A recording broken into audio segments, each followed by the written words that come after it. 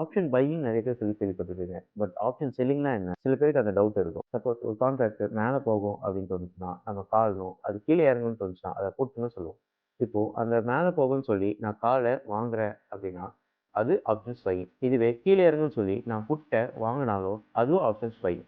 Suppose நான் மேலே போகும்னு சொல்கிற கான்ட்ராக்ட் கீழே இறங்குச்சுன்னா அது ஆப்ஷன் செல்லிங். சப்போஸ் கீழே போகும்னு சொல்லி நான் ஒரு காலை செல் பண்ணுறேன்னா அதுதான் ஆப்ஷன் செல்லிங். அதாவது ஒரு காலை நீங்கள் வைக்கிறது.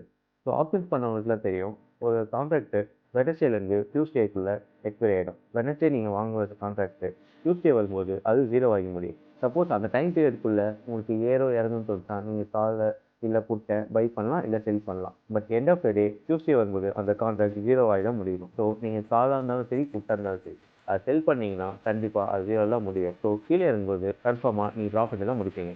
பட் இதோட ரிட்டர்ன்ஸ் பார்த்தீங்கன்னா 4 to 5% தான் வரும். அதாவது உங்கள் மார்ஜின்லேருந்து ஒரு 4% 5% தான் வரும்.